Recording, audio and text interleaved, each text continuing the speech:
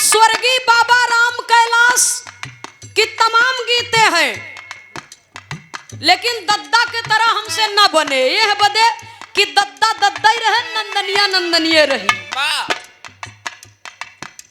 कवि जी तनिक करताल देबा का लिया और देखी।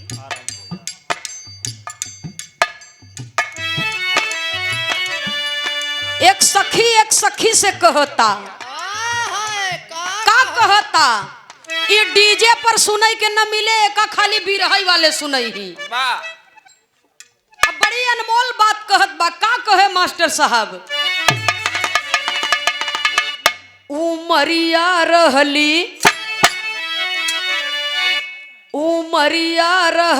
बारी यही रे सहेलरिया, उमरिया रहली बारी यही रे सहेलरिया, उमरिया रहली बारी यही रे सहेलरिया, उमरिया रहली बारी यही रे सहेलरिया, उमरिया रहली बारी यही रे सहेलरिया, उमरिया रहली बारी यही रे सहेलरिया, उमरिया रहली बारी यही रे सहेलरिया, उमरिया रहली बारी यही रे सहेलरिया।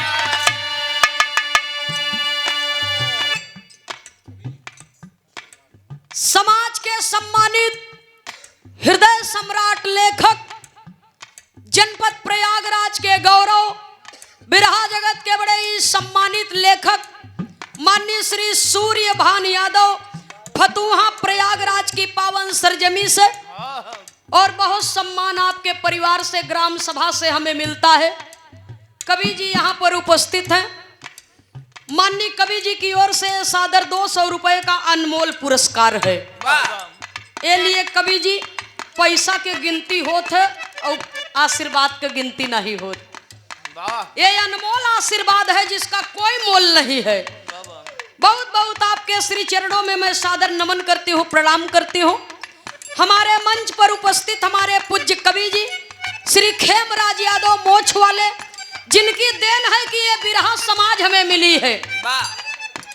सुनने वाले श्रोता सज्जनों, नान्हे मास्टर साहब, गुरु और शिष्य का नाता ऐसे होता है कि परमात्मा के अलावा गुरु और शिष्य के बीच में किसी को आने की इजाजत नहीं होती है।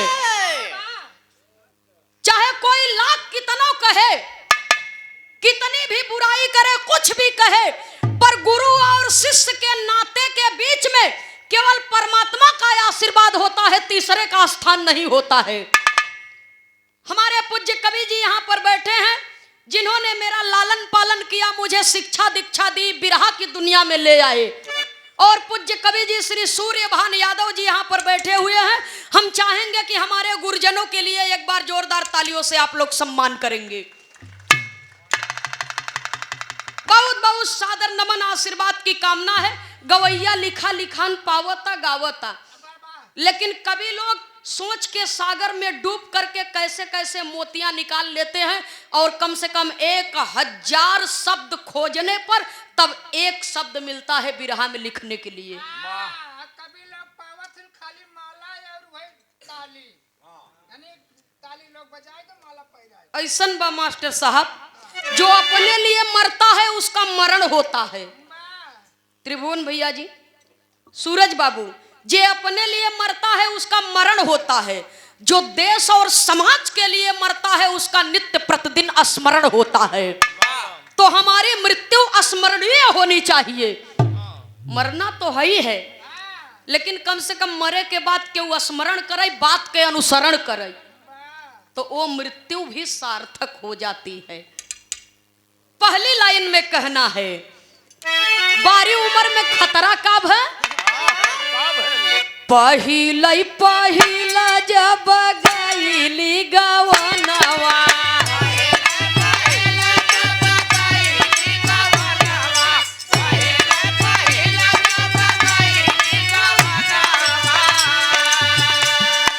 गईली गवनवा गोइया गईली गवना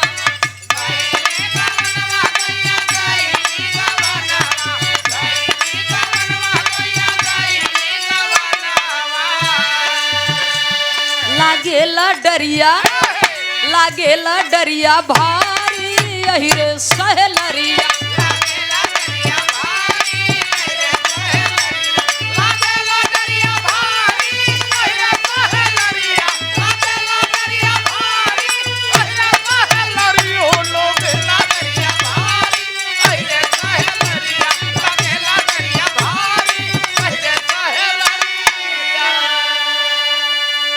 रतिया से जरिया पे आए जब सजनवा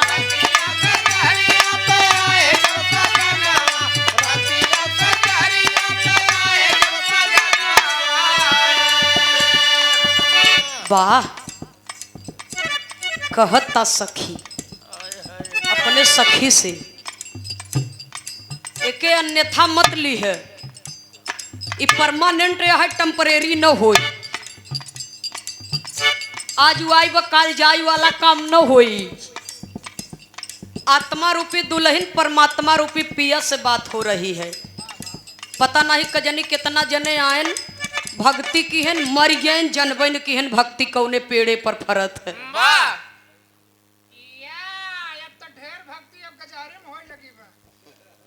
तब न गाना निकराबा गोरिया देहले गजोधर के धोखा पहल की लाइन तू बताए रहे न दूसर की हम बतावत है ई गाना यही बरे निकरे रहा यार बोलावे बतावे ली सोखा गोरिया देहले गजोधर के धोखा तब से हमार पिरात रहा कोखा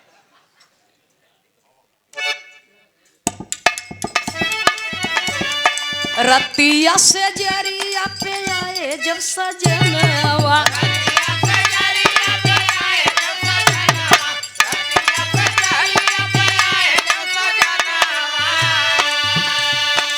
आए जब सजनवा गोइया आए जब सजनवा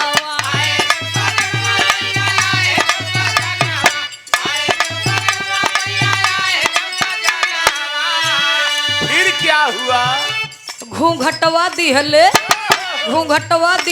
टारी यही रे सहलरिया घूंघटवा दिहले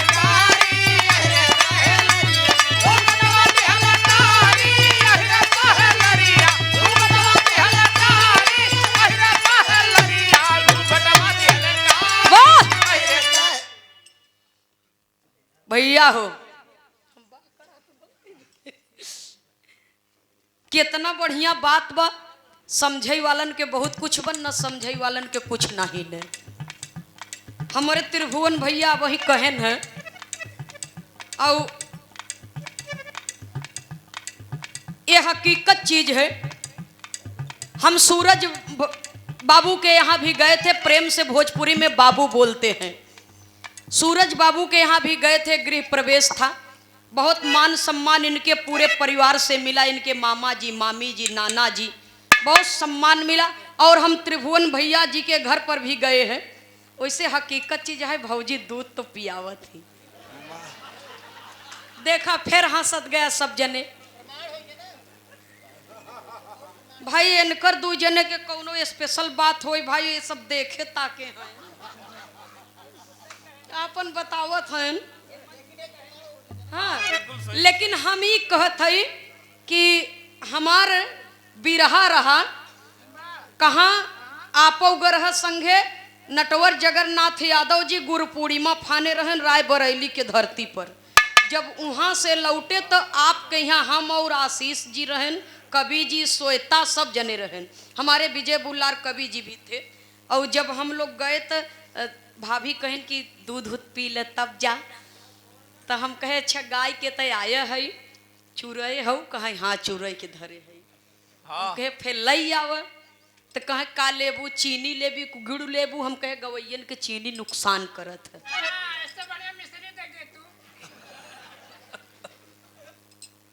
ये तो हकीकत चीज है हमने देखा सच्चाई में देखा कि इसी जगह पर कहते हैं कि बड़ी भाभी माँ के समान होती है वाह कि महतारी की ना ही खियावे पियावे प्यार दे दुलार दे, इसी जगह पर कहा जाता है कि बड़ी भाभी माँ के समान होती है। हाँ सही बात है। लड़की बहुत तो ओकर तबीयत खराब रहत रही न, काहे बुआ कहत हूँ तो हम बात मान लेबै। चला मालिक करे परिवार आपके सुखी रहे, और परिवार में जैसे हमार बात के कीमत लोग रखत थी, ऐसने परिवार में मान सम्मान बना रहे जब तक जिंदगी रहे। और हमारे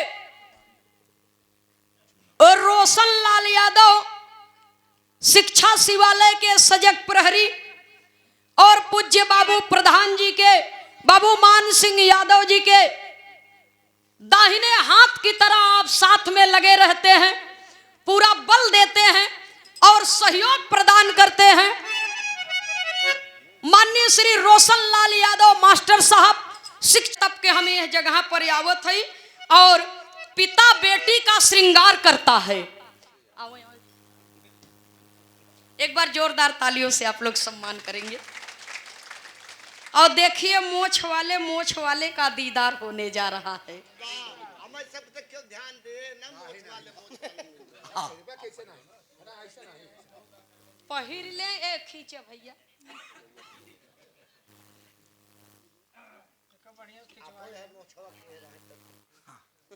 रुक जा एक और ही देख पहले खींचे भैया, देखत है खींचे द अबे हो गया।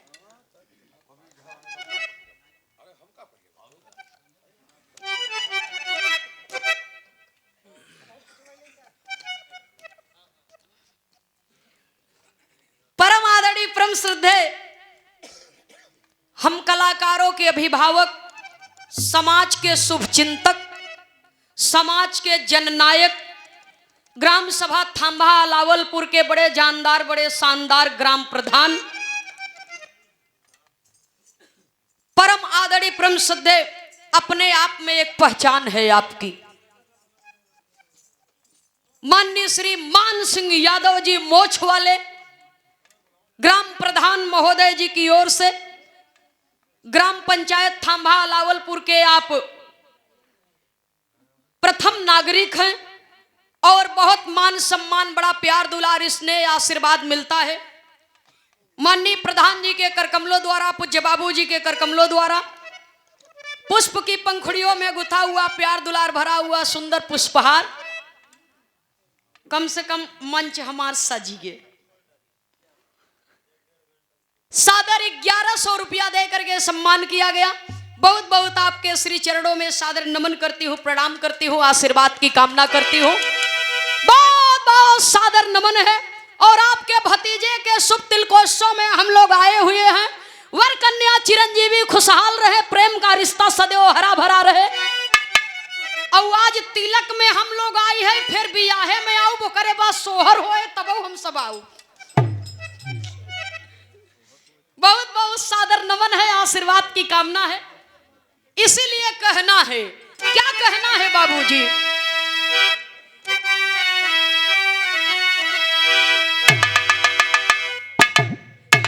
ये हमारे प्रयाग की धरती की धरोहर है, जेके सब जानता झकोरा मारे झूलनी साड़ी लहराई हो। लेकिन हमार क्या कहना बा?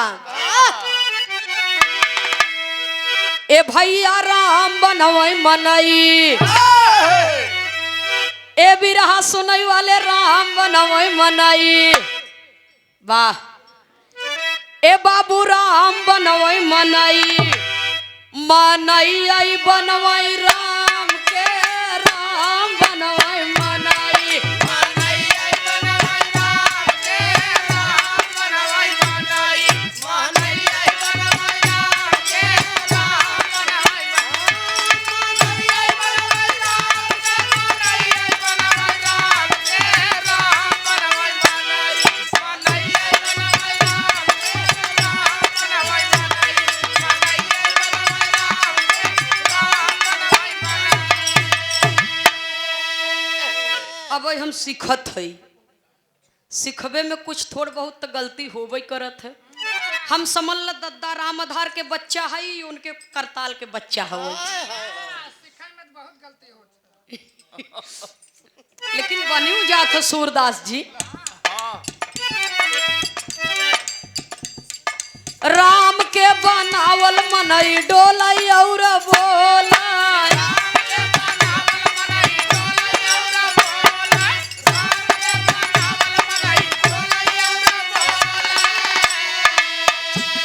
हे मनई के बनावल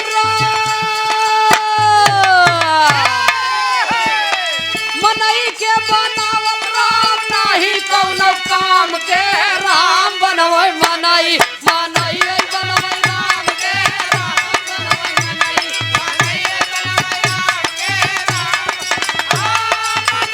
बढ़ जा मास्टर साहब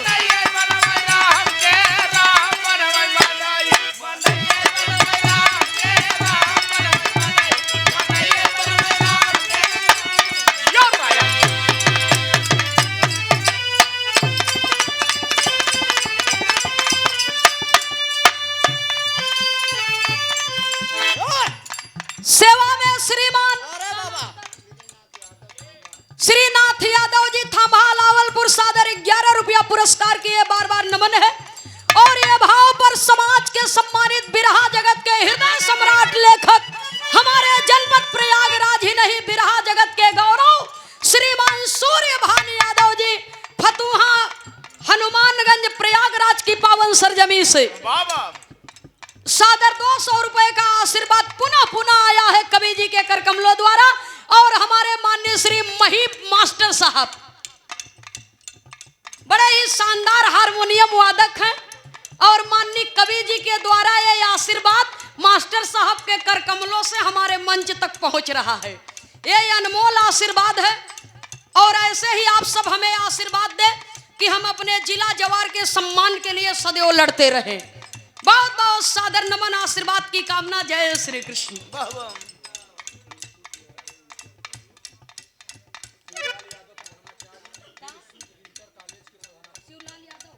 सेवा में श्रीमान श्री शिवलाल यादव जी प्रधानाचार्य महोदय जी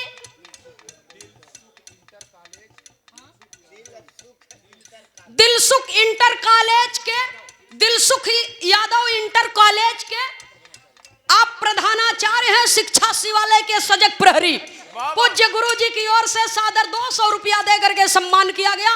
बहुत बहुत सादर नमन आशीर्वाद की कामना है। का बजाओ था मास्टर साहब।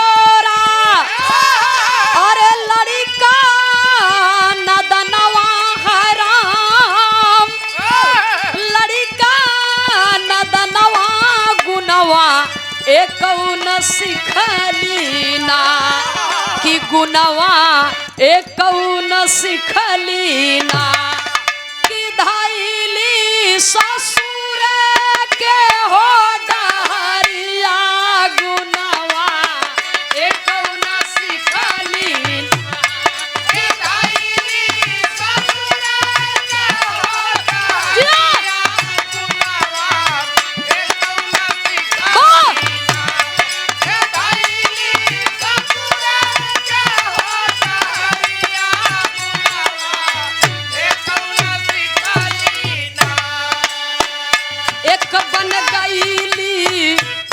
बन गईली तीसरे में बहुत कलेश हो रामा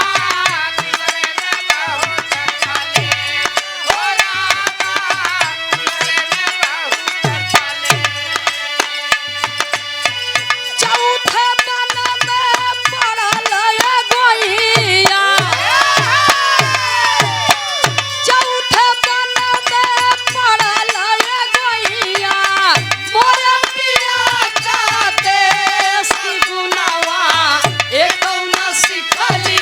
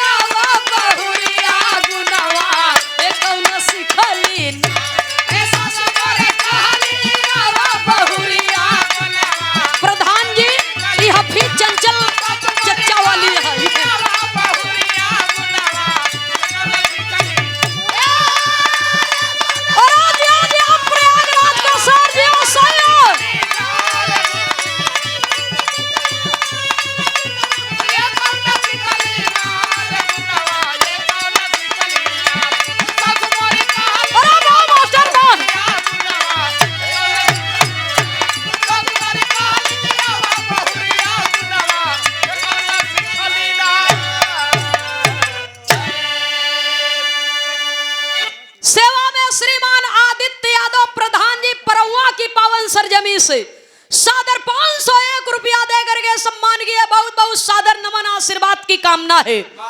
हमारी प्रीति जी ने कहा कि ककहरा बंदी सोहर से सुना, एहर से कुछ और सुना। सुनने वाले श्रोता सज्जनों सबकर अपन अपन गावे के अंदाज होत है। जेकर हमें इतना जानी थे, जिसकी जो पहचान बनी है अपनी पहचान छोड़ना चाहिए। अपन पहचान इंसान के बनावे के चाहे। हमार पहचान ककहरा बंदिश में बा, हम ककहरा बंदिश गावत हई। सूरज जी की पहचान कुछ और है, हमारे त्रिभुवन भाई की पहचान कुछ और है, और हमारे प्रीति बहन की पहचान कुछ और है। तो लोगन के अपन अपन पहचान छोड़े के चाहे, ताकि हमारे बाद हमसे बेसी लोग गावे, लेकिन हम दोबारा अगर पैदा होई तो हम होई नहीं, दूसर के पैदा न होई। जे होई वो हमसे बेसी होई, हमसे 20 हो जाए चले। इसलिए दादा राम आधार क्यों न होए, बाबू राम कैलाश जी क्यों न होए, और त्रिभुवन जी भी क्यों न होए, न क्यों प्रीति होए, न क्यों नंदनी होए, न क्यों सूरज होए। सुनने वाले श्रोता सज्जनों, एक छोटा सा बिरहा आपके बीच में प्रस्तुत है। हास्य करुण और वीर रस से लेते हुए ऐतिहासिक कहानी है। आओ मास्टर साहब देखी लह जाए का।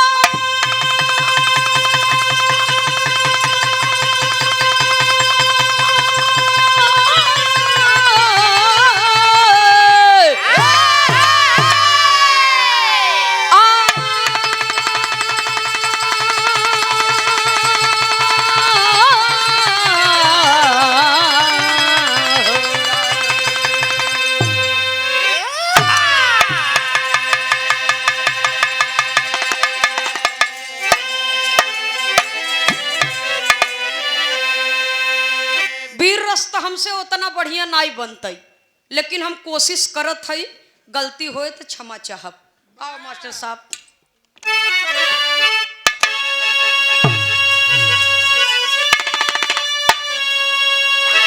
तो जल रही थी जमीन आसमां जल रहा, मानो धर्मी धरा पे अधर्मी का पहरा, और ग्रास वतन को मेरे राह बनकर अंधेरा मिटा भान पाकर सुनहरा। उन शहीदों का भारत ऋणी है मेरा, जो वतन पे लुटाया था हंस कर जवानी। राम हित कभी कफन सर पे बांधो जवान, अब धरा मांगती आज तेरी।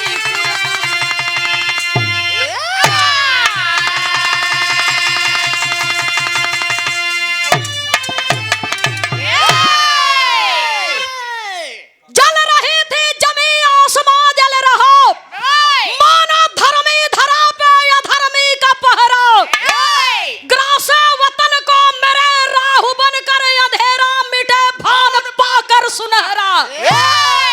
उन शहीदों का भारत ऋणी है मेरा, जो वतन पर लुटाए थे हंसकर जवानी।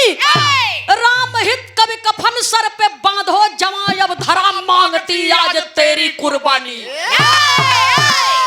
बिरहा में एक लाइन बड़ी मजेदार कव्वाली बा मास्टर साहब। चांद पुतली बन बनारस की धरती से गावे। वाह। कैसे गावे? कैसे हो?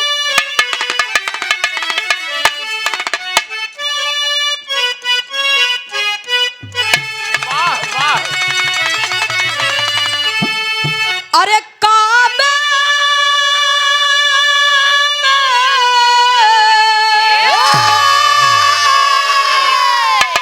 काबे में तेरा जलवा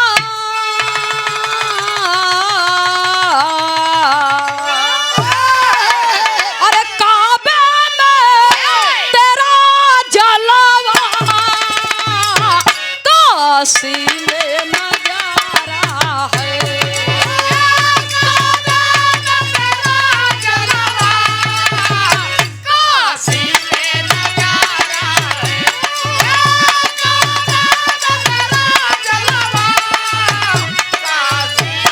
और आज आप मालिकियों से यहाँ पहलवानी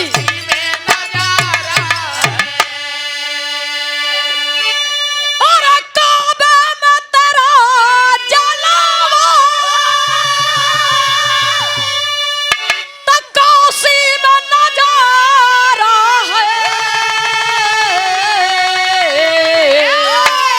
अरे हमें ये भी प्यारा है हमें वो भी तो प्यारा है हमें वो भी तो प्यारा है हमें वो भी तो प्यारा हमें वो भी तो प्यारा ए भाव पर कलाकारों के अभिभावक कार्यक्रम के अध्यक्ष महोदय जिनके सानिध्य में ये कार्यक्रम चल रहा है वाह समाज के सम्मानित थंभा लावलपुर के समाज के सच्चे सेवक समाज के जननायक बाबा जिनके विषय में जितना कहा जाए कम है परम आदरणीय बाबू मान सिंह यादव प्रधान जी मोक्ष वाले आपकी ओर से सादर 501 रुपया देकर के सम्मान किया गया बहुत बहुत सादर नमन आशीर्वाद की कामना जय श्री कृष्ण जरा आप लोग गौर करेंगे ईद तक कव्वाली रहा लेकिन बिरहा में वीरों के लिए कहा गया क्या कहा गया अरे झुकते ना हे झुकते ना कभी ना हरे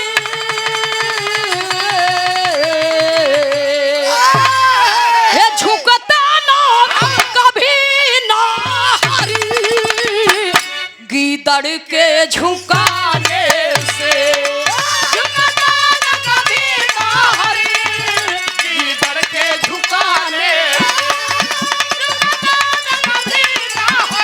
गीदड़ के झुकाने गीदड़ के झुकाने और झुकते ना कभी ना गीदड़ के झुकाने से अरे बेहतर है कि मर जाना रण पीठ दिखाने से बेहतर है कि मर जाना रण पीठ दिखाने बेहतर है कि मर जाना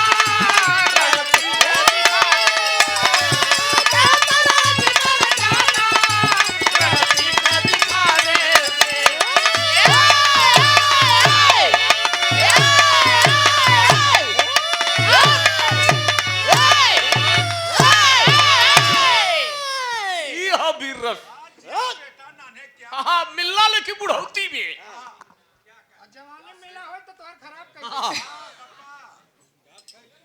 झुकते न कभी नाहर गीदड़ के झुकाने से बेहतर है कि मर जाना रण पीठ दिखाने से।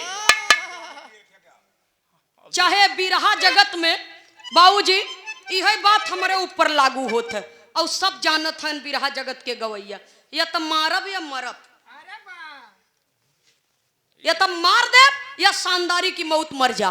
वाह झुकते न कभी नाहर गीदड़ के झुकाने से त्रिभुवन भैया, बबलू बनाओ। हाँ। इसलिए कि हमारी नीति कहती है कि दुश्मन को कभी कमजोर नहीं समझना चाहिए, पहली बात। दूसरी बात, दुश्मन के ऊपर कभी दया नहीं करनी चाहिए। तीसरी बात, शत्रु के ऊपर बलपूर्वक वार करना चाहिए। वाह यही बात पर ले ला। हाँ, बल्कि उनका हंसलेट छिड़क के झाड़ दे। परम आदरणीय परम सद्य श्रीमान डेभा भाई परौआ की पावन सरजमी से ये बात पर सादर 501 रुपया दे करके सम्मान किए। बहुत बहुत सादर नमन, आशीर्वाद की कामना है।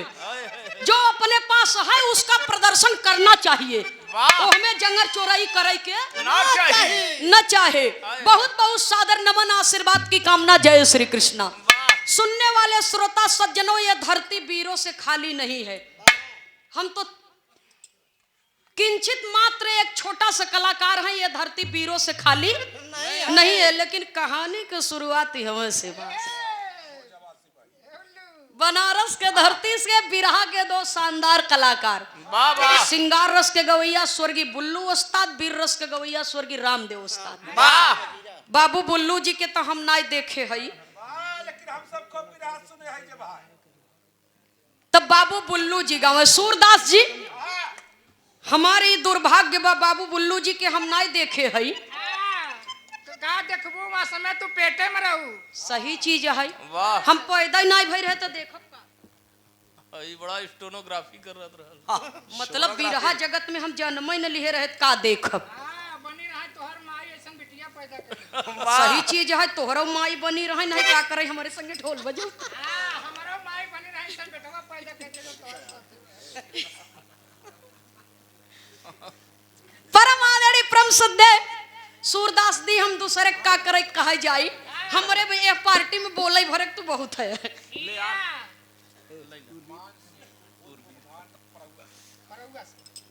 परम आदरणीय परम सद्य ये भाव पर बाबू मान सिंह जी भूतपूर्व प्रधान परौआ की पावन धरती से वाह सादर 501 रुपया दे करके सम्मान किया गया। बहुत बहुत सादर नमन, आशीर्वाद की कामना है। और इसी बात पर परम आदरणीय परम सद्य पूज्य बाबू रोशन लाल यादव जी, शिक्षा शिवालय के सजग प्रहरी, विद्यालय का नाम क्या है? सूरज रानी नहीं, रोशन लाल सूरज रानी, बोलो कोतारी की पावन सरजमी से पूज्य गुरु जी की ओर से कोतारी पश्चिम से, हाँ हाँ कोतारी पश्चिम से आपके कर कमलों द्वारा ये सादर 201 रुपए का आशीर्वाद आया है। गुरु जी सुनन वीर रस नंदनी गावत हैं तो कुर्सी लेके ओहर से हर आइए। बहुत बहुत पूज्य गुरु जी के श्री चरणों में सादर नमन करती हूँ, प्रणाम करती हूँ। आशीर्वाद दे के हम बच्चे अपने कला क्षेत्र के फल में हमेशा कामयाब हो। बहुत बहुत नमन है। बाबू बुल्लू जी गावे बहु बात नहीं, बिरहा साफ साफ जहिया समझाई जाए। कैसे मास्टर साहब? बाबू बुल्लू की नहीं न बने लेकिन कोशिश बा। कैसे भैया?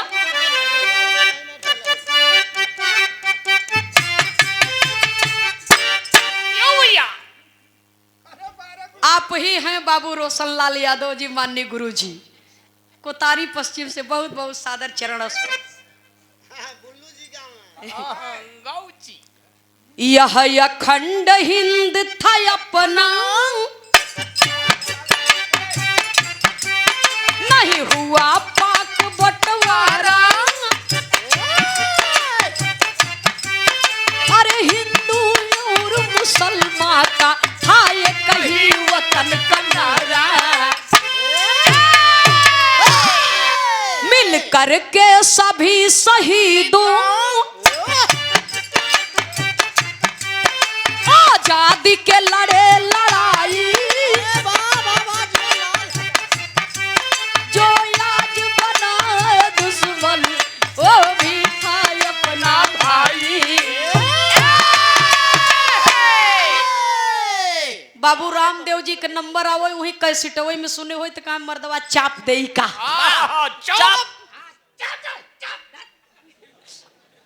ये वहां का भाषा है।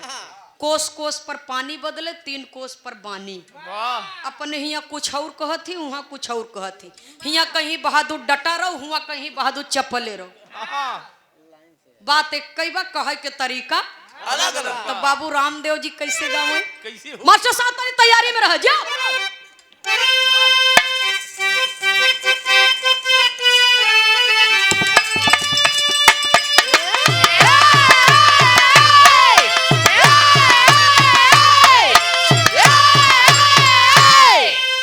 और यह अखंड हिंद था अपना,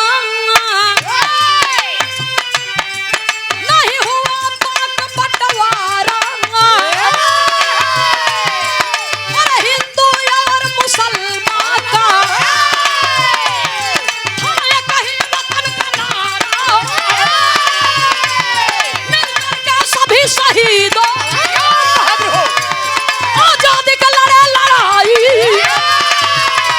जो आज बना है दुश्मन वो भी था अपना भाई। गोरों का पहलवा ब्राउन से ललकार दिया है गंजा। अगर कोई हिंद में होवे आकर के मिला ला पंजा। लाहौर में थी एक बुढ़िया विधवा बिनकरम का बेटी। बेटा करतार पहलवा सरनायक सुंदर बेटी। आजादी रही करीबी 47 जून महीना। करतार वीर ललकारा तो लड़लाया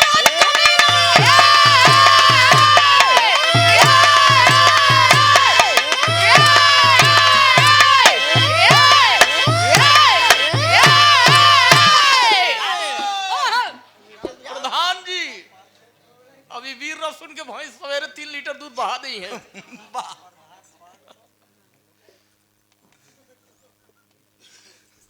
सेवा में श्रीमान बाबू हरि प्रसाद पाल जी, माननीय प्रधान जी, गांव का बताना। अच्छा, श्रीमान हरि प्रसाद यादव जी, हाँ माननीय प्रधान जी, बल्लभपुर की पावन सरजमी से। वाह वाह। चिंता जिन करा एक कई माई से खानदान सब निकरा बा। बोल दिया फिर से बोल दे थई। हाँ बोल रहा। सादर 501 रुपया दे करके सम्मान किया गया श्रीमान हरि प्रसाद यादव जी, ग्राम प्रधान बल्लभपुर की पावन धरती से। वाह। बहुत बहुत सादर नमन है। ये सब हमारे प्रधान जी के सम्मान में आए हुए हैं। गावई वाला बेहतर नहीं हो, सुनई वाले समझई वाले विद्वान होती। परम आदरणीय परम श्रद्धेय अवधेश टीटी और आप माननीय श्री अवधेश बाबूजी जो रेलवे विभाग में टीटी के पद पर कार्यरत हैं, आपकी ओर से सादर 101 रुपया दे करके सम्मान किया गया। बहुत बहुत सादर नमन आशीर्वाद की कामना है। सेवा में श्रीमान बाबू जसवंत यादव जी, कोटेदार महोदय जी, तिगरा जलालपुर की पावन धरती से सादर 201 रुपया दे करके सम्मान किया। बहुत बहुत सादर नमन है। खैर मेहनत के कदर तो भाई।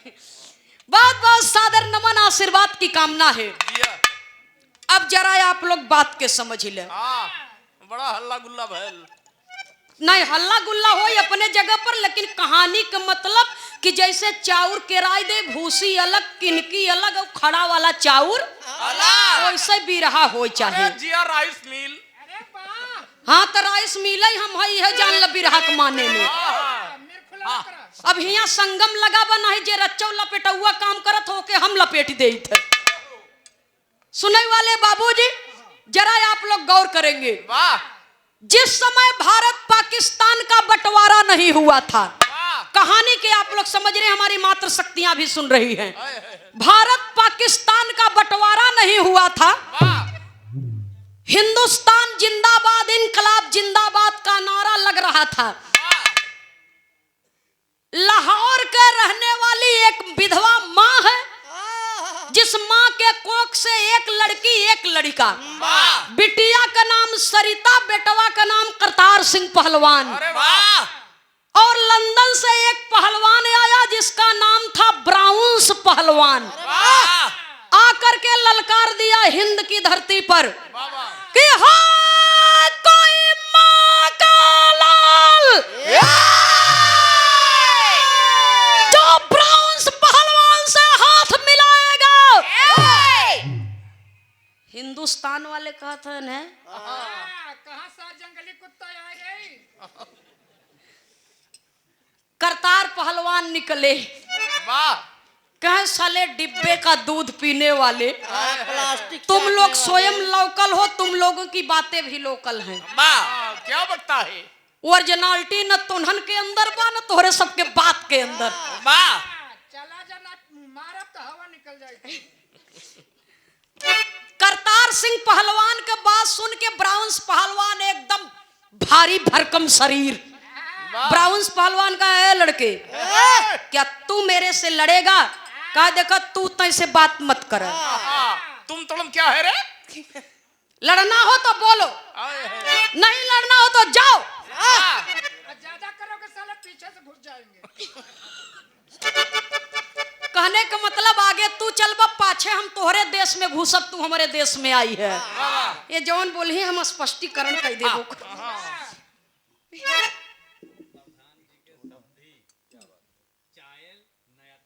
नौका समझी है ना? अच्छा ये देखिए माननीय प्रधान जी, कलाकारों के अभिभावक बाबू मान सिंह यादव जी के समधी वाह चायल नया तालाब कौशाम्बी से, जहां एक दूसरे में संभाव हो, समधी का नाता वही जुड़त है। एकदम सही। और मालिक करे कि समधी समधी के जोड़ा टनाटन रहे। समधिन टनाटन नहीं रहे। समधिन हरे बिगड़ जही तो न लागे कभी जी। तो बात छोड़ा, जरा मोबाइल न पौगा भाई। जब देवी हरे ठीक रहा थी तभी देवता हरन के नाम कायदे से चमकत है। माननीय हमारे पूज्य प्रधान बाबूजी के समधी जी की ओर से सादर 500 रुपया दे करके सम्मान किया गया। बहुत बहुत सादर नमन, आशीर्वाद की कामना। जय श्री कृष्ण। 13 जून 1947 को लाहौर की धरती पर कुश्ती का दंगल रखा गया। दोनों पहलवान आमने सामने करते क्या है, बिरहा में एक लाइन तर्ज का भाव है मास्टर साहब। कैसे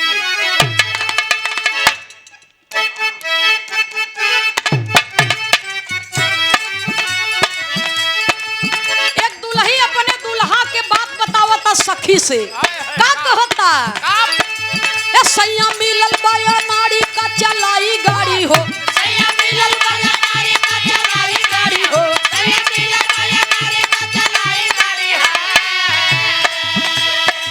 ए सैया मिलल बाया नाड़ी का चलाई गाड़ी हो, कर पाउन लपियाई लड़ाई गाड़ी हो, कर पाउन लपियाई लड़ाई गाड़ी हो, कर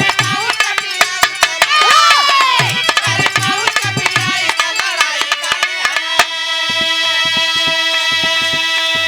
लेकिन बिरहा में भाव है। क्या एक पहलवान को देख करके कहता है, और हिंदुस्तानी पहलवान के लिए कवि लिखते हैं, ठोकी ठोकी ताल वीर बलवान गरज, ठोकी ठोकी ताल वीर बलवान गरज,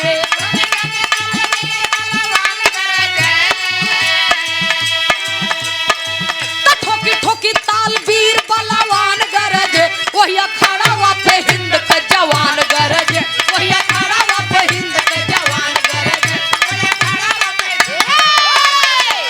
अखाड़ा वापे हिंद के जवान गरज। दांव लगा के जब ब्राउस गया हारी, दांव लगा के जब ब्राउस गया हारी, दांव लगा के जब ब्राउस गया हारी, हिंद के जवान की सीने पर सवारी, हिंद के जवान की सीने पर सवारी, हिंद के जवान की सीने पर सवारी। तब भला बैरी को दिखा के आसमान गरज, भला बैरी को दिखा के आसमान गरज, भला बैरी को दिखा के आसमान गरज, तब भला बैरी को दिखा के आसमान गरज, वही अखाड़ा वापे हिंद के जवान गरज, वही अखाड़ा वापे हिंद के जवान गरज, वही अखाड़ा वापे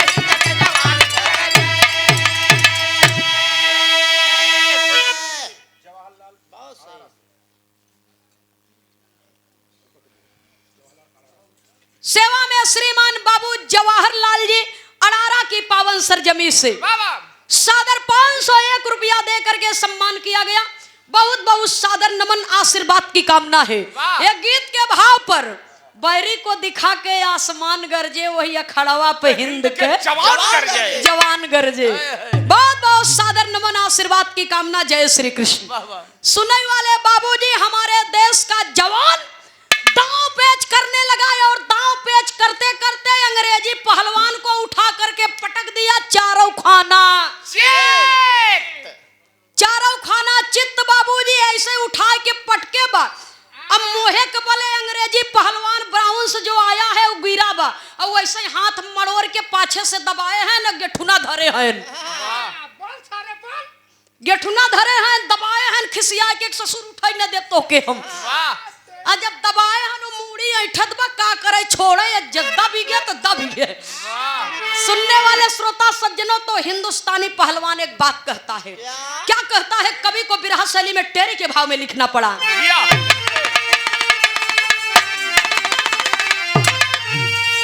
अरे राम रियाजी कोई हमसे का लड़ी, बाबू रियाजी कोई हमसे का लड़ी, अगर जय हिंद केसरी भारत वीर मिजाजी, अरे मिजाजी, अरे मिजाजी।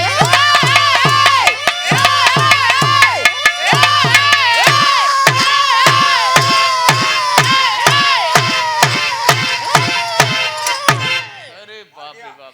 हार गया ब्राउन्स दंगल, बाबा हार गया ब्राउन्स दंगल, मायूस हो लंदन आया है। और क्या मसबरा ब्लैक डायमंड फिर से कुश्ती रचवाया है। पढ़पत्र कहे करतार सिंह, पढ़पत्र कहे करतार सिंह, लंदन में लड़ने जाऊंगा। और खा लिया कसम भारत माँ की, फिर से झंडा लहराऊंगा। सुनने वाले श्रोता सज्जनों, वाह वाह। जब उठा के पटक दिहन, हुमुक के उनकर पखुरी धई के ऐठ दिहन, तब पहलवान तो एकदम से हाँ चित्त होय के बेला झटक दिए। वह जोन भैंसिया झटकत है। पियर की माटी फेंक दिए। ई कौन वीर रसोई। पूरा भी रसोई उठकर पीछे से भाग गया। भैया, हाँ और जब लंदन वाला पहलवान हार गया, मोहर माए पहुंचा अपने देश विलायत। कुछ दिनों सार इलाज कराए। लंदन की धरती पर पहुंचा, वहां अपने गार्जियन से सारी बात बता दिया। और जब बता दिया तो ब्लैक डायमंड रेफरी जो लंदन की धरती में पहलवानों का कुश्ती करवाता था, ब्लैक डायमंड रेफरी एक चिट्ठी लिख करके भेजे करतार पहलवान के नाम पर।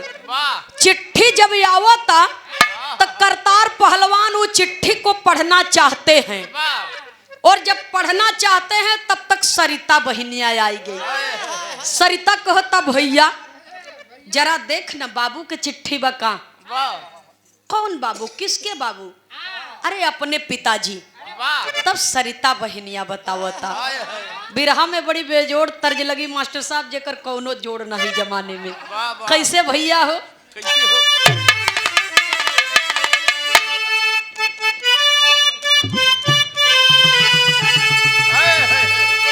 अरे रहली मत मातंग में,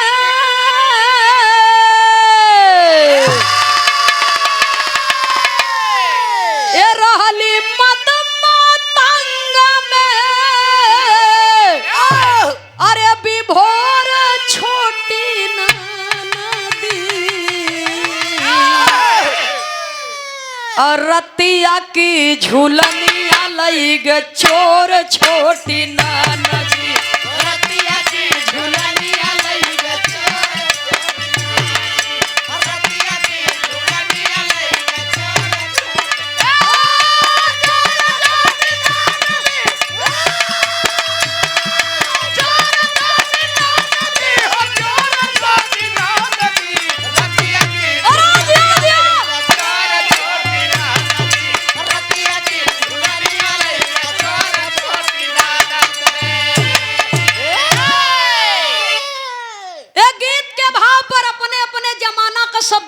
होता है। वाह बिरहा कलाकारों के अभिभावक एवं भोजपुरी लोकगीत एवं बिरहा के बड़े ही शानदार राइटर वाह। लेखक परम आदरणीय परम सद्य पूज्य माननीय श्री सूर्य भान यादव माननीय कवि जी और प्रयागराज जनपद प्रयागराज कलाकारों के आप गौरव हैं।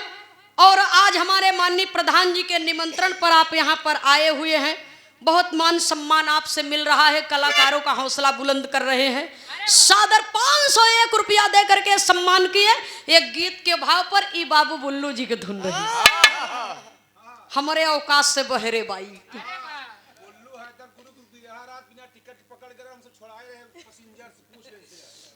पहले वो जमाना ही रहत रहा।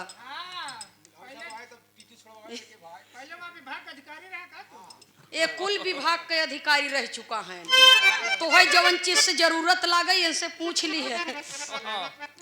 समझ बच्ची समझ ली। और ये देखिए ये आप सबके बचपन के बात है। ये आप लोगन के पूर्वजन के धुन हवई, हमार नाई हवई। वाह माननीय पूज्य कवि जी की ओर से सादर 500 रुपया, बहुत बहुत सादर चरण स्पर्श। और समाज के सम्मानित कलाकारों के अभिभावक बाबू मान सिंह यादव जी एक गीत के भाव पर सादर 501 रुपया दे करके सम्मान किए। बहुत बहुत सादर नमन बाबू मान सिंह यादव जी के श्री चरणों में मैं प्रणाम करती हूँ। माननीय कवि जी के श्री चरणों में मैं प्रणाम करती हूँ, आशीर्वाद की कामना करती हूँ। जय श्री कृष्ण। वाह लेकिन बिरहा में भाव है, क्या है? बहन अपने भाई से कहती है। वाह वाह क्या कहती है? क्या? अरे सरिता बोले आंसू भरी,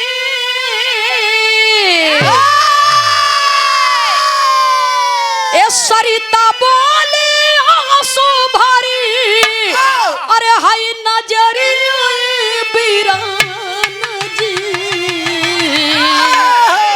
सुनीला असली बाबू के खबरिया ये बीरान जी, सुनीला असली बाबू के खबरिया।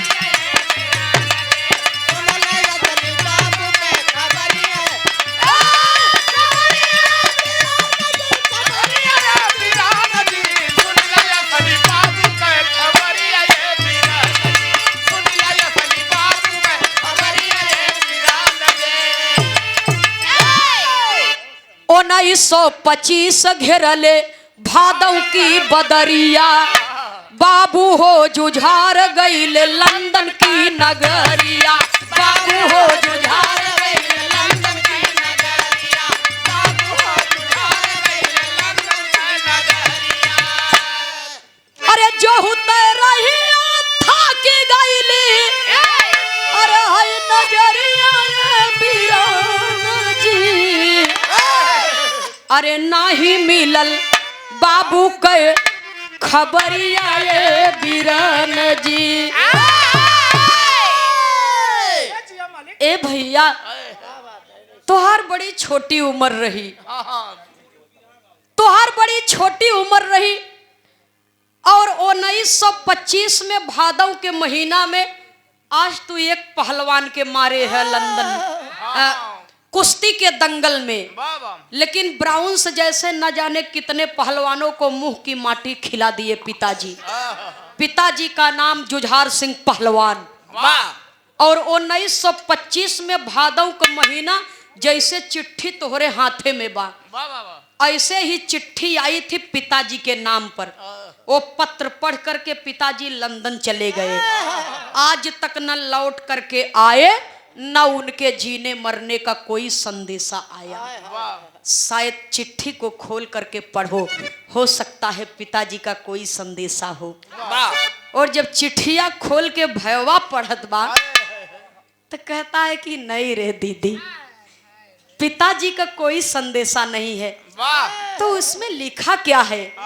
अरे दीदी, तेरे भाई का लंदन की धरती पर बुलावा आया है, तू लंदन जाएगा? हाँ मैं लंदन जाऊंगा और भारत माँ का झंडा एक बार फिर से लहरा करके लंदन की धरती से तब आऊंगा। ठीक है।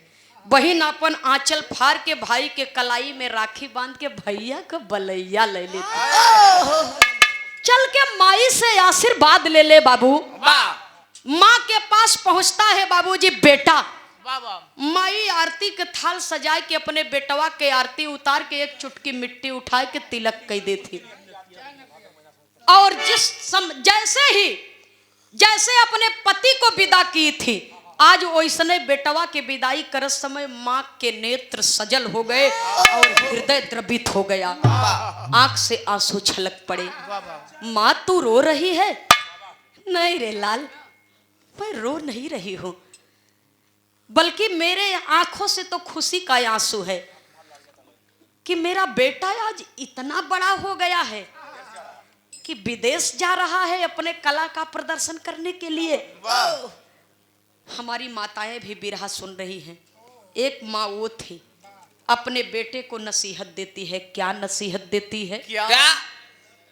बिरहा में एक लाइन तर्ज का भाव है, इस स्वर्गीय बाबू रामदेव जी के है। कैसे मास्टर साहब?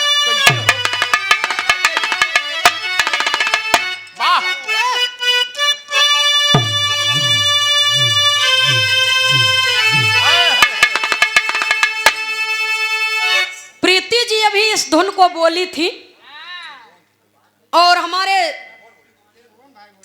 त्रिभुवन भैया जी बोले थे। सबकर अपन अपन अंदाज अलग होता है।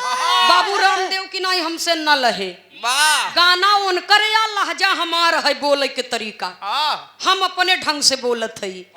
कैसे मास्टर साहब? अरे पिया परदेस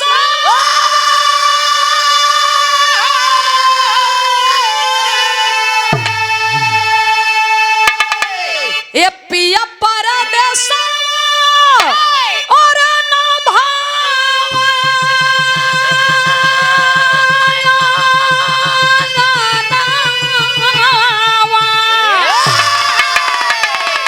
अरे बिरही बनल बासे जारिया हो मोरी उड़ी उड़ी जाले आचरिया, मोरी उड़ी उड़ी जाले आचरिया, मोरी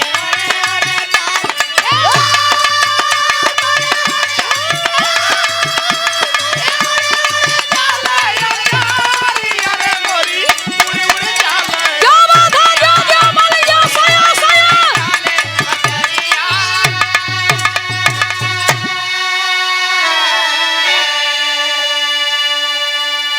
लेकिन बिरहा के अंदर कवि को संकेत करना पड़ा। माँ कहती है कि या लाल,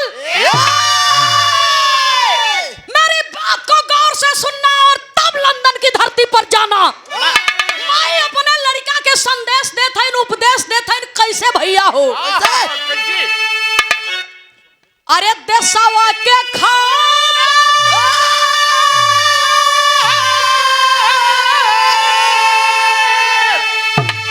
हे देशवा के खातिर और भला जाना।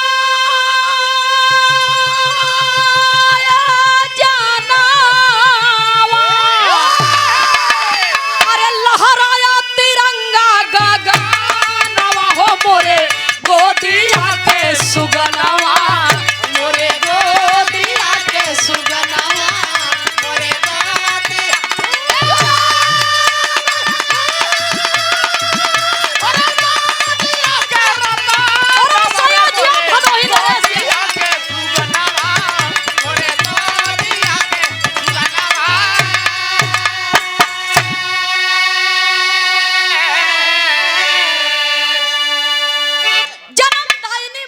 बहुत बड़ी बात कहती है। क्या? कि देशवा के खातिर, अरे देशवा के अपने तू लजिया बचैहा, अरे दूधवा के कर्जा लाल हमरे चुकैहा, दूधवा के कर्जा लाल हमरे चुकैहा, दूधवा के कर्जा लाल हमरे चुकैहा। अरे चुमी के चराना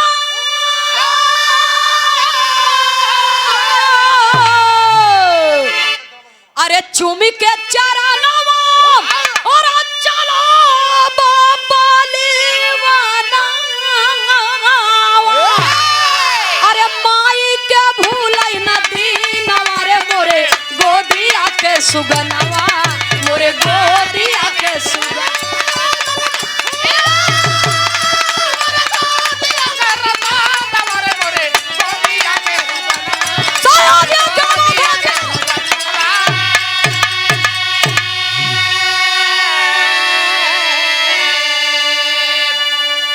क्या बात है वाह वाह भैया हो। माई कहत है इनकी बेटा सुन ल, वाह देशवा के अपने न गरिमा भूलई है, दूधवा के कर्जा लाल हमरे चुकई है। अंग्रेज लोग बड़े चापलूस और चालाक हुआ करते हैं। अति मीठा बोलने वाले से सावधान रहना। वाह कवि जी मीठा बोले वाले तो ठीक होती, लेकिन अति मीठा बोले वाले बहुत घातक होती। काहे बदे कि कीड़ा प्रधान बाबूजी मिठाई में परत नमक में नहीं, इसलिए नमक के तरह कड़ुआ ज्ञान देने वाले गुरु के ऊपर सदैव अपना ध्यान रहना चाहिए, चाहे वो पढ़ाई लिखाई का हो चाहे कला का क्षेत्र हो। वाह इसलिए जिस बाग का माली दुरुस्त नहीं रहता है वो बाग जल्द ही उजड़ जाता है। सुनने वाले श्रोता सज्जनों, वो बगिया का माली के बा माई है, अपने लड़का के उपदेश देते वाह कि सदैव सावधान रहना। अगर अंग्रेज लोग तोहके कह दे कि तोहरे दुगुना तिगुना शरीर के वजन से तोके रुपया तौल दे, तू जानबूझ के कुश्ती हार जा, तो तुम्हें तुम्हारे माँ के दूध की सौगंध है। उस रुपए को लाश से मार देना, पर जानबूझ करके पीठ बद दिखाना।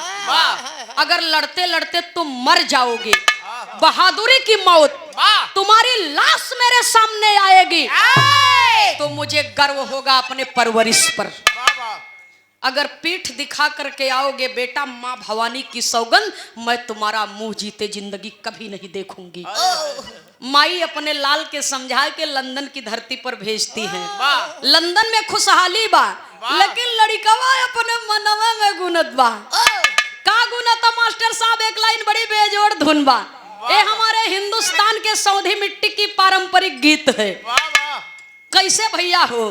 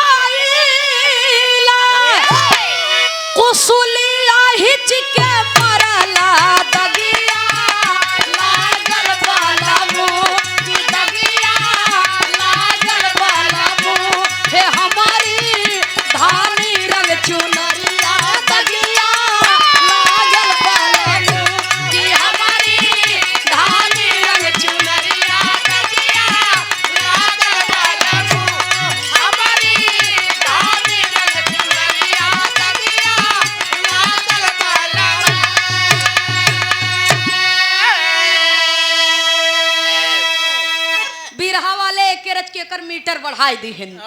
सासु मारे तनवा, ननदिया मारे तनवा, तनवा ही हो मारे ना। हमारे अगवा का बेटा हना यो, हमारे अगवा कई बेटी हिली। वाह भैया हो।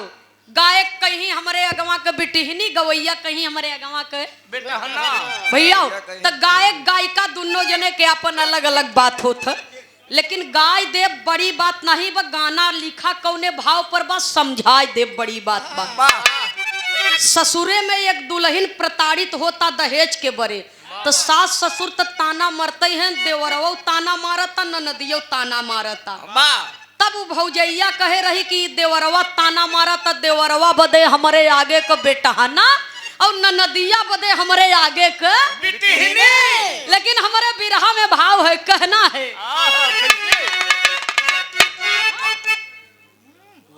यही में दा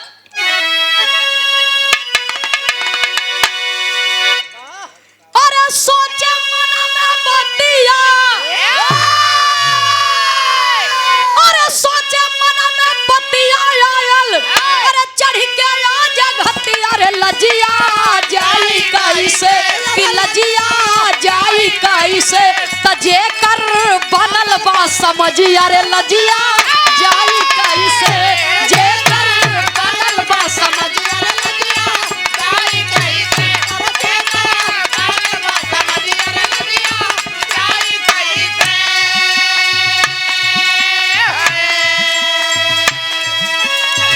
बेटवा दहाड़े जल्दी, बाबुआ दहाड़े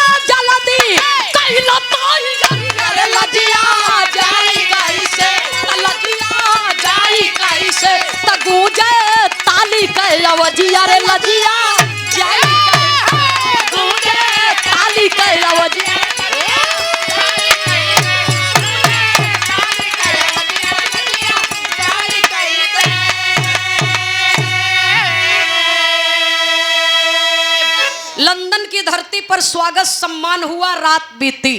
वाह सुबह के टाइम में कुश्ती के दंगल का ऐलान करवाया गया। वाह लंदन की धरती पर हमारे देश का पहलवान करतार सिंह पहलवान पहुंचा अखाड़े के बीचों बीच, और लंदन वालों ने एक पहलवान भेजा। वाह एक पहलवान भेजे, जौने पहलवान का नाम था जॉनसन पहलवान। वाह जॉनसन पहलवान का विशाल काय शरीर गर्जना करत की। जॉनसन पहलवान के जब देखा था करतार पहलवान, बिरहा करीब में है, पहपटा बहादुर है रे। वाह लंदन की धरती पर चला आया। क्या नाम है? हिंदुस्तान के किस कोने से आया है? और कौन सी माँ बाघिन बनकर के तुझे दूध पिलाई है, जो लंदन की धरती पर आ गया? करतार पहलवान कहता है, पहलवान रिश्तेदारी करबे, उम्र पूछत है, पढ़ाई लिखाई पूछबे, भाई पूछबे तोरे कई बीघा खेत बा? रिश्तेदारी करई आई है हियां। साहब अरे एक वीर लड़ाई के मैदान में अपने जौहर दिखला करके परिचय देता है। लड़ना हो तो लड़ो, और नहीं तो चले जाओ। तुम्हारे यहाँ और कोई हो तो भेजो उसे। जब इतना बात सुने तो जानसान हो तो लड़के, लेकिन बड़ा ढीठ बा, बड़ी कठोर बात कहत हो। बड़ी कठोर बात कहत बा, कर जावे चीर देत बा बात। वाह जॉनसन पहलवान कह रहे, बेटा तुहार कांची उम्र देख के मेरे अंदर दया आ गई। अरे तुम तो हम लोगों के जैसे बोल रहे हो। कहा अब तो बता दो किसका बेटा हो, माँ का क्या नाम है, पिता का क्या नाम है? तब कहता है,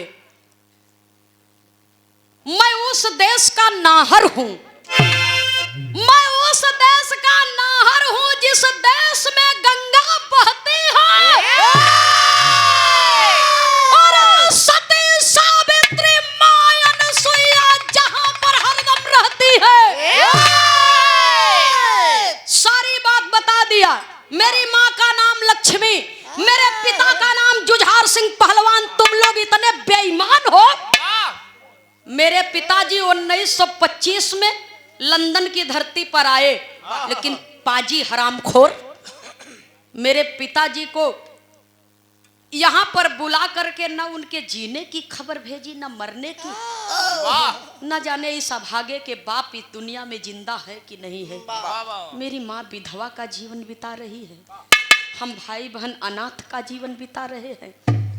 आज मैं अपने बाप का बदला लेने आया हूँ। अरे जिया बहादुर, इतना बतिया सुनते मान बाबूजी पहलवान का करेजा कांप गई। पहलवान का करेजा कांप गए, मानो जमीन पांव तले से जमीन हिल जाएगी। पहलवान देख रहे हैं एक टक। ए बेटा, तू जिस पिता की खोज में आया है वो कोई और नहीं, मैं ही तेरा पिता हूँ। ओह, मेरी माँ कही थी कि लंदन वाले बहुत चालाक हुआ करते हैं। तुम लोग मुझे रुपया से नहीं खरीद पाए तो मेरे बाप बन बैठे, और अधिकार है तो जैसे बाप का जिंदगी भर। अगर तू मेरा बाप है तो तेरे जीते जिंदगी मेरी माँ की मांग सुनी क्यों है? अगर तू मेरा बाप है तो हम लोग अनाथ की तरह अपनी जिंदगी क्यों बिता रहे हैं? अरे तू जैसे बाप को तो जमीन में जिंदा गाड़ देना चाहिए। इतना बात जब कहता है करतार पहलवान, तब जॉनसन कहते हैं, मैं ही तेरा पिता जुझार पहलवान हूँ। समझ ले बेटा, पहचान ले। इंसान परिस्थितियों का दास होता है। मैं इस धरती पर आया, यहाँ के लोग मुझे कैद कर लिए, मेरा नाम जुझार सिंह से जॉनसन रख दिए। इतने कमीने और बदतमीज किस्म के लोग हैं कि मेरे ही देश के भाइयों से मेरी कुश्ती करवाते हैं, और न जाने अपने इन्हीं हाथों से अपने भाइयों का न जाने कितना खून कर दिया, और मेरे हाथों से इतना बड़ा पाप हो गया है। तू मेरा बेटा है, मैं तुमसे हाथ जोड़ करके निवेदन करता हूँ, कहे हम कैसे मान ले तू हमार बाप है? प्रूफ दिखा दे। मैं कैसे मानूं कि आप मेरे पिता हैं?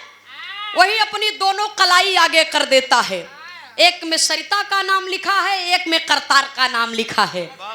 जब समझ गया ये मेरे पिता हैं तो दौड़ करके पांव चूमना चाहता है। जानसन पहलवान कहते हैं कि खबरदार, अगर मेरा पैर छुओगे तो भेदवे खुल जाइए। लड़ने आए हो, बहादुर का बेटवा हुआ, बहादुरी के साथ कुश्ती लड़ा, भूल जाओ कि मैं तुम्हारा पिता हूँ। इतना बात सुन करके बाबूजी बाप बेटवा भारत माँ का जयकारा लगाए और कूद पड़े रण खेतों में। लड़ाई कैसे होत बा, बिरहा में ओरिजिनल भाव बा, कहना है बाबूजी।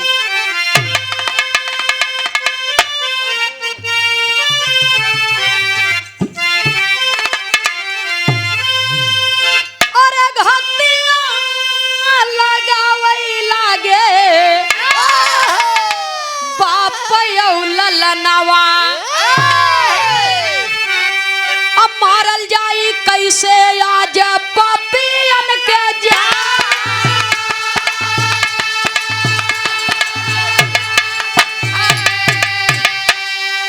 भैया मारल जाई कैसे आज पपियन के जा।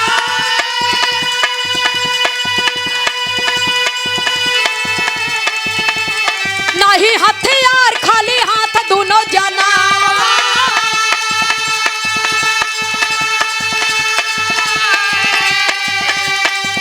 अरे बाबू हो जुझार कैले मन में गुना।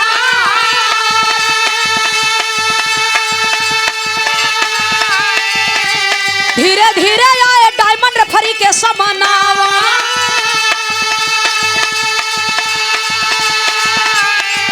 अरे नटाई के दाबिले इली हले पारा।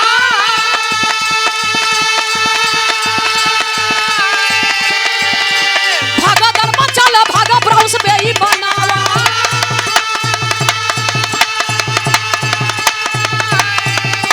अली हले देखी हमरे दोनों भारत के जवान।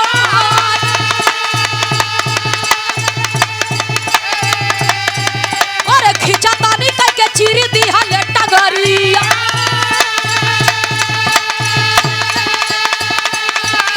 हाथ में हथकड़िया लगल श्रीमान। अरे जेल की कोठरिया में बंद कई दी हले। फांसी हुई दोनों जन का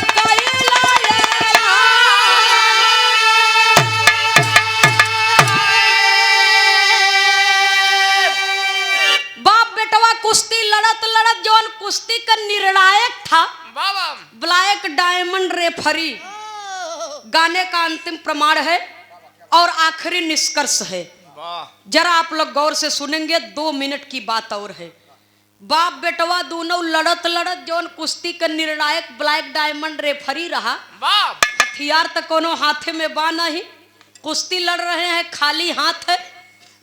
इशारों इशारे में दोनों बाप बेटे बात करते हैं और छलांग लगाए दिहन। छलांग लगाए दिहन, कुश्ती का निर्णायक ब्लैक डायमंड रेफरी का गर्दन वही पकड़ के दबोच ली। ये नान्हे मास्टर हैं हमारे ढोल के बजाय बिरहा में हमारे संगे। भैया ब्लैक डायमंड रेफरी के गर्दन पकड़ के दबोच दिए ना, धर के मुड़ी ऐंठ दिहन। ऐंठ दिहन बाबूजी, मम्मा के आंखें उलट गई, जीभ बहरे निकल गई। हाँ मर जाए के बाद हंस ही है ये मन। और जब ब्लैक डायमंड रेफरी मर गया तो जैसे ही आप लोग बिरहा सुनत हैं बैठ के, वहां कुश्ती देखने वालों का जमघट लगा हुआ है, भीड़ लगी है। कुश्ती देखने वाले जनता में भगदड़ मच गई। जब भगदड़ मच गई तो जो ब्राउन्स पहलवान पहले कुश्ती लड़ चुका था वो भी बैठा था। बाप बेटे दोनों देख लिए, दौड़ा के पकड़ लिया, भागत कहाँ है?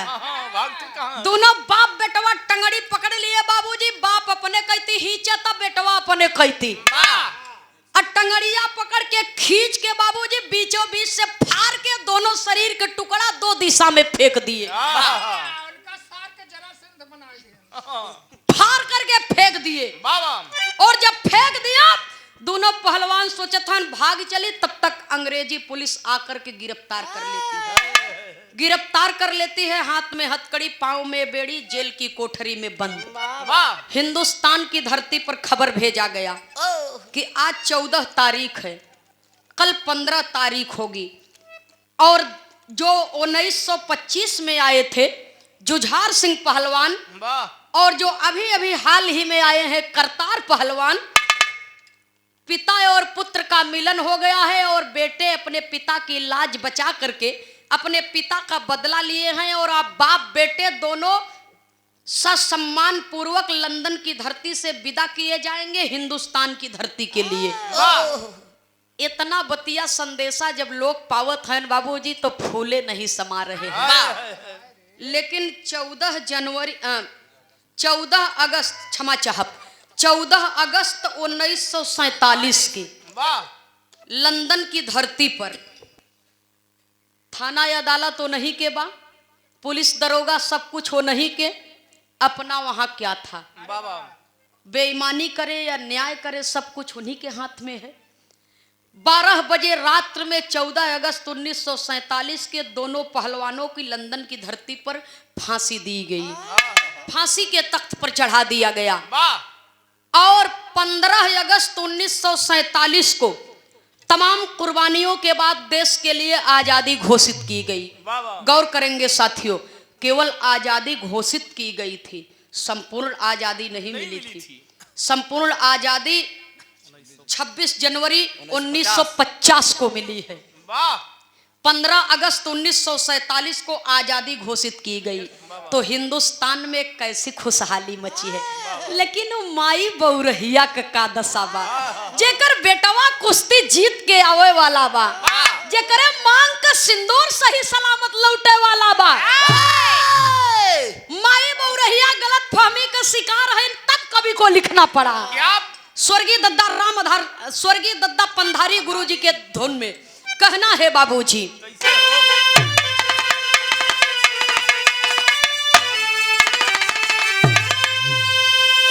अरे बलि बेदी पर चढ़ी गईली, ए भैया बलि बेदी पर चढ़ी गईली, अरे तू ही नौका बली, बाबू बलि बेदी पर चढ़ी गईली, अरे तू ही नौकी बली, त जो है लालन के आवा नवाओ माई पगली।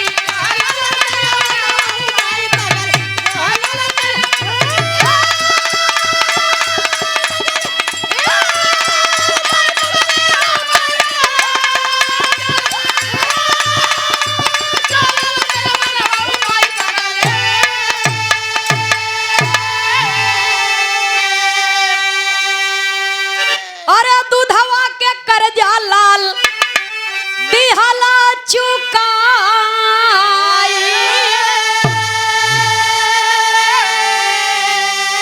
अरे 15 अगस्त के बाहर गईली आई,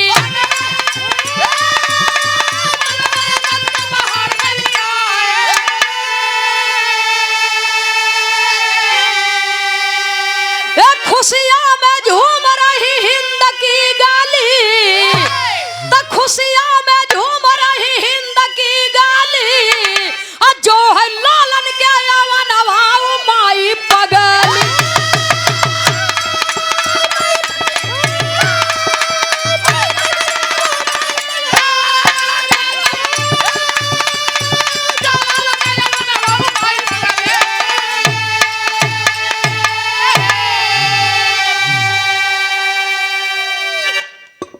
बिरहा सुने वाले बाबूजी, बिरहे का मूल निष्कर्ष, आवाज न हो, बिरहे का मूल निष्कर्ष, भाई पिता और बेटे की लाश को अलग अलग ताबूत में रख करके लंदन की धरती से हिंदुस्तान की धरती पर रवाना किया गया। लाहौर हवाई अड्डे पर माँ अपने बेटी को लेकर के, तमाम भाई बांधों को लेकर के पूरे देश के कोने कोने में ये खबर पहुंच गई, जहां से लोग आ सके आए। देश के लिए बड़े गर्व की बात थी। सब लोग आए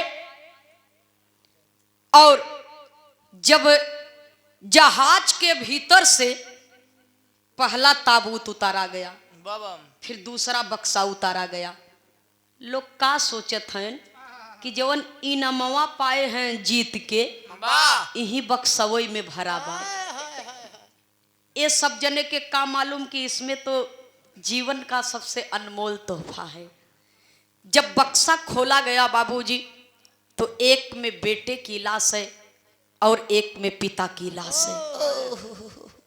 माई बहुरहिया बाबूजी बेटे की लाश देखती है और तड़ाक से धरती पर गिर जाती है, हाय लाल कह करके रोती है, और जैसे माँ की श्वास रुक जाएगी, जैसे मानो माँ की श्वास रुक जाएगी और माँ बेहोश हो जाती है।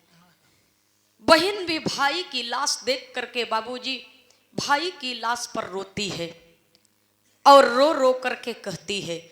तब तक कुछ लोग पहुंचे और माँ के मुंह पर पानी का छींटा मारते हैं। वाह माई के मुंह पर लोग पानी के छींटा मारत है, माई होश में आवत है। वाह अपने बेटवा का लसिया देख के कहते हैं कि वाह लाल वाह, अरे आज तो मेरे दूध का कर्जा तूने चुका दिया रे बेटा, आज इस माँ की परवरिश को तूने सफल कर दिया। और तब तक दूसरा बक्सा खोला गया और अपने पति की लाश देखती है तो दुख का कोई वारा पार ही नहीं है। कहती है कि अरे स्वामी, आप इतने दिन के बाद आए तो ऐसा गहना लेकर के आए कि जिस गहने की चमक, जिस श्रृंगार की चमक तो मेरे पूरे उम्र तक रहेगी। बस दुख इसी बात का है कि आप इतने दिन के बाद आए, मैं अपने दिल का दर्द भी आपसे रो करके नहीं कह सकती। आपके बच्चों को पालने में, ये दुनिया में के लोगों की बात सुन करके मेरे हृदय में कांटे चुभ जाते थे और मैं अपने मन की वेदना आपसे नहीं कह सकती। बेटे के लाश के पास जा करके माँ रोती है और कहती है, माँ के आंख से एक आंख से खुशी का आंसू और दूसरे आंख से गम का आंसू है। खुशी और गम का आंसू बह रहा है। गम इस बात का है कि आज एक नारी का सुहाग लुट गया, एक माँ की गोद सूनी हो गई, एक बहन के रक्षाबंधन का त्योहार सूना हो गया। और खुशी इस बात की है कि एक माँ का बेटा गया तो गया, एक बहन का भाई गया तो गया, एक पत्नी का पति गया तो गया, लेकिन कम से कम हमारा देश तो आजाद होगी। मालिक, दुनिया बनाने वाले परमात्मा, तुझसे मेरी शिकायत है, तूने मुझे एक ही बेटा क्यों दिया? तेरी कसम प्रभु, अगर तूने मुझे हजारों हजार बेटे दिए होते तो मैं अपने हजारों बेटों को अपनी भारत भूमि की रक्षा में कुर्बान कर देती, लेकिन तूने मुझे एक ही बेटा दिया। इस बात का मुझे दुख रहेगा जब तक मैं जीवित रहूंगी। लोग धीरज बंधाते हैं, दोनों पिता और पुत्र की लाश को लोग कंधे पर उठाते हैं, लेकर के चलते हैं, अर्थी सजाई जाती है और सम्मान के साथ दोनों पिता और पुत्र को अंतिम विदाई दी जाती है। श्रद्धांजलि लोग समर्पित करते हैं। सुनने वाले श्रोता सज्जनों, आज भी जब देश हमारा आजाद हो गया, भारत पाकिस्तान का बंटवारा हुआ, लाहौर हिंदुस्तान में नहीं बल्कि पाकिस्तान में चला गया। जो भाई अपने भाई के लिए खून बहाने के लिए तैयार रहता था, आज वो भाई अपने भाई का गला काट रहा है। इसी बात का दुख है बाबूजी। लेकिन हमारे देश में ऐसे ऐसे वीर सपूत पैदा हुए, आजादी के पहले से लेकर के आज वर्तमान समय तक अपने देश की रक्षा सुरक्षा में अपने जान की कुर्बानी नित्य प्रति दे रहे हैं। लोग कहते हैं कि जो उन्हें माई के बेटवा शहीद हो जाए तो मीडिया के लोग पूछते हैं जा करके कि आपको क्या महसूस हो रहा है। अरे बाबू, हमारे बात के वो आप लोग जरा गौर से समझेंगे, खास तौर से वो लोग जिसका बेटा ये दुनिया में नहीं है, जिसका भाई इस दुनिया में नहीं है, जिसका जवान बेटा ये संसार को छोड़ करके चला जाता है, वो बूढ़ी हड्डियों से पूछिए कि अपने परिवार का भरण पोषण लोग कैसे कहते हैं। वो माँ क्या कहेगी कि मेरा बेटा मर गया, मुझे गर्व है। माई कभो न कही कि हमार बेटवा मर गया, हमें गर्व बा। सुनने वाले श्रोता सज्जनों, पर जो बहादुर होते हैं उन्हें केवल दो ही बात सिखाई जाती है कि या तो मर जाओ या तो दुश्मन को मार करके ढेर कर दो। देश पर मर मिटने वाले उस जाबाज बहादुर का नाम अमर हो गया, स्वर्ण अक्षरों में इतिहास के पन्नों में नाम अंकित किया गया। इसीलिए लिखा गया है, जवनिया लाखों बेदी पर चढ़ी, हुए कुर्बान भगत सिंह झांसी वाली रनिया रे जवनिया लाखों बेदी पर चढ़ी। हम आप भी इस देश में पैदा हुए हैं, चाहे वो ग्राम सभा के नागरिक हो, चाहे उनका चर्चा जिला स्तर पर हो, चाहे प्रदेश स्तर पर हो, चाहे राष्ट्रीय हो चाहे अंतर्राष्ट्रीय हो। सबका ये कर्तव्य बनता है कि हम अपनी मिट्टी के लिए जो भी बन पड़े उसे करना चाहिए और अपने देश के प्रति हृदय में सदैव सद्भावना रखनी चाहिए लोगों को। आखिरी लाइन में खानदान के परिचय के साथ में कवि को संकेत करना पड़ा। एक गीत के भाव पर समाज के सम्मानित परम पूज्य माननीय श्री सूर्यभान यादव कवि जी, मैं बड़े सम्मान के साथ कवि जी को अपने मंच पर आमंत्रित करती हूँ। आप एक सेकंड के लिए मंच पर आ जाएं, हम आपका सम्मान कर दें। बहुत सम्मान के साथ, बड़े नम्रता के साथ मैं आपको आमंत्रित करती हूँ। आप आए, क्योंकि मैं जनपद प्रयागराज की पावन धरती पर जन्म लिया है, इस बात का मुझे गर्व है और रहेगा। चाहे जिस भी जनपद में जाएं, किसी भी प्रदेश में जाएं, सर्वप्रथम नाम आता है कहाँ से कलाकार आ रहे हैं, प्रयागराज से। फिर कौन है, तब सुमित्रा नंदनी। बहुत बहुत सादर नमन। और आज जो कौशाम्बी की धरती पर हम लोग बिरहा गा रहे हैं, एक कौशाम्बी की धरती भी और प्रयागराज की धरती दोनों एक दूसरे के पूरक हैं। सुनने वाले श्रोता सज्जनों, इस धरती को मैं नमन करती हूँ और हमारे पूज्य कवि जी श्री सूर्यभान यादव जी फतुहा प्रयागराज की पावन धरती से कवि जी के श्री चरणों में मैं सादर प्रणाम करती हूँ। एक बार जोरदार तालियों के साथ में आप लोग सम्मान करेंगे। पूज्य कवि जी की ओर से सुंदर पुष्पहार सादर 1001 रुपया दे करके सम्मान किया गया। बहुत बहुत कवि जी के श्री चरणों में मैं सादर नमन प्रणाम करती हूँ। आशीर्वाद दे कि हम बच्चे अपने कला क्षेत्र के फल में हमेशा कामयाब रहें और ऐसे ही आप सबका गीत संगीत के माध्यम से सेवा करते रहें। त्रुटियों के लिए क्षमा प्रार्थी है। आखिरी लाइन में खानदान के परिचय के साथ में कवि को संकेत करना पड़ा।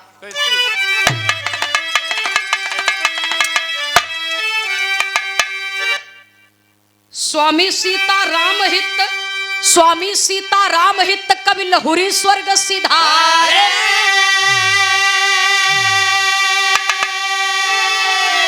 यादव राम किशोर कवि जी सुंदर गीत संवारे।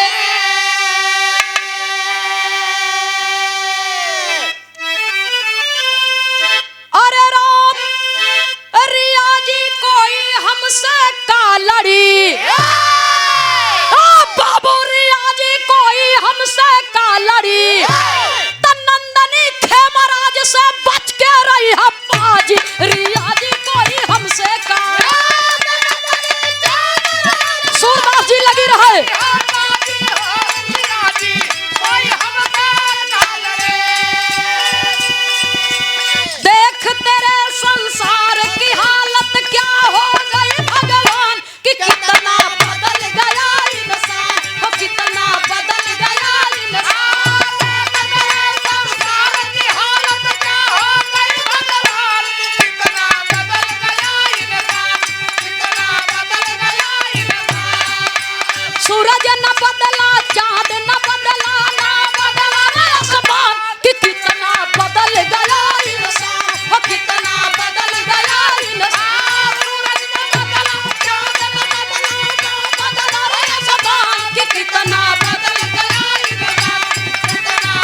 जय हो जय हो जय हो।